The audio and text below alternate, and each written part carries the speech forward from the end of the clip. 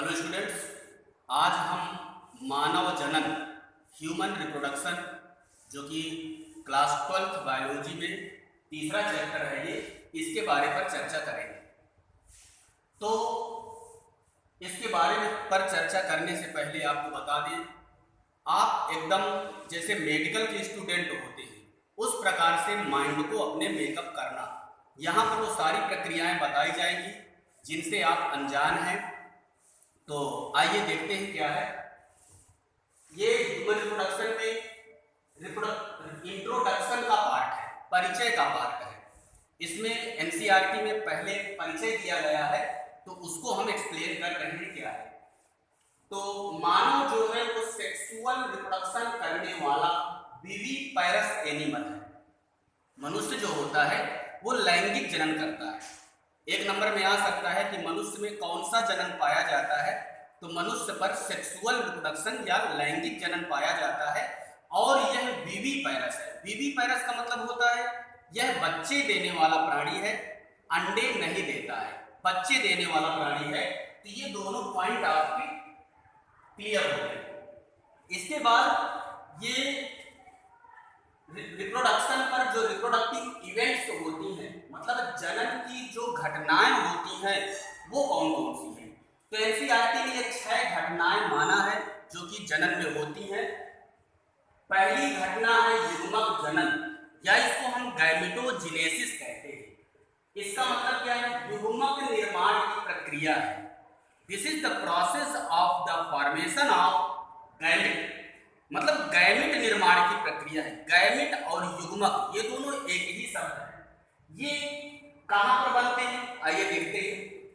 ये फिगर देखिए, इस पर ये स्त्री है और ये पुरुष है। स्त्री के अंदर फीमेल गैमेट बनेगा जिसे हम मादा युग्मक कहते हैं, या चाहे तो आप इसको ओवम या अंडाणु भी कह सकते हैं।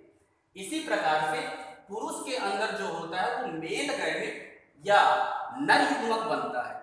इसे हम स्पर्म या शुक्राणु के नाम से भी जानते हैं। तो ये आप गैमेट देख चुके हैं, यही दोनों गैमेट हैं। तो इनके निर्माण की प्रक्रिया जो होती है वो युग्मक जनन या गैमेटोजेनेसिस कहलाया करती है। इसके बाद दूसरी घटना आती है इस पर वीर्य सेचन की। इसे हम इंग्लिश में इंसेमिनेशन कहते हैं। इसमें क्या होता है? तो इसमें स्त्री जनन पथ में शुक्राणुओं का स्थानांतरण होता है, transfer of sperm in female reproductive tract. तो ये प्रक्रिया हो गई। इस पर क्या हुआ? स्त्री जनन पथ पर शुक्राणुओं का स्थानांतरण होता है। शुक्राणु क्या है? मेल गैमेट होते हैं। तो इनका ट्रांसफर किया जाता है, इनका स्थानांतरण किया जाता है फीमेल रिप्रोडक्टिव ट्रैक्ट पर। तीसरी घटना है जनन के अंतर्गत निषेचन की। ये बहुत महत्वपूर्ण प्रक्रिया है। एक नंबर पर यहां से क्वेश्चन बनता है कि निषेचन क्या होता है। तो शुक्राणु और अंडाणु का संलयन, fusion of male and female gamete और fusion of sperm and ova, this event is called fertilisation. तो इसके अंतर्गत बनता क्या है? जाइगोट बनता है। इसे हम युग्मनज के नाम से भी जानते हैं। अच्छा, अब क्या है? अब ये अंतररोपण की घटना होती है, इम्प्लांटेशन, जो कि मादा के अंदर होती है या स्त्री के अंदर होती है। ये नाम से पता चल रहा है अंतररोपण, मतलब मादा के या स्त्री के अंदर रोपित किया जाएगा।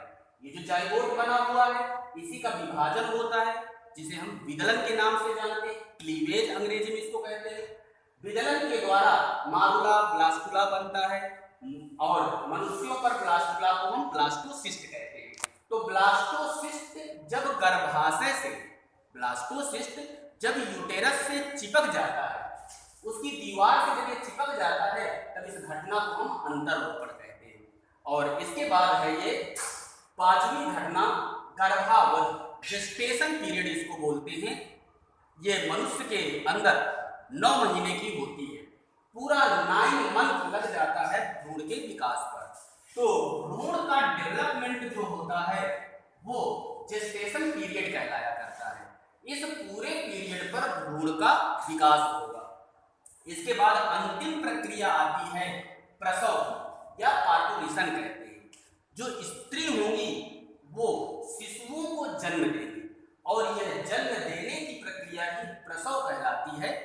इसके बाद अब ये जो घटनाएं हैं, ये जो रिप्रोडक्टिव इवेंट्स हैं, ये कब प्रारंभ होती है? तो आपको बता दें यौवनारंभ के पश्चात ये घटनाएं संपन्न होती हैं। तो यौवनारंभ को हम प्यूबर्टी कहते हैं और इसके बाद ही ये सारी प्रक्रियाएं होंगी। अच्छा, ये प्रक्रियाएं जो है किनके मध्य होती हैं? तो स्त्री और पुरुष के मध्य होती हैं। ये आप देख चुके हैं यहाँ पर। ये जितनी भी प्रक्रियाएं हैं, ये इनमें जो साझा होता है वो स्त्री और पुरुष दोनों का साझा होता है। इसके बाद अब ये दो पॉइंट इंपॉर्टेंट हैं। पहला पॉइंट है कि जो पुरुष होता है उसमें शुक्राणु बनने की प्रक्रिया वृद्धावस्था तक भी चलती रहती है। पुरुष जो होगा उसमें स्पर्म फॉर्मेशन कंटिन्यू रहता है ओल्ड स्टेज तक।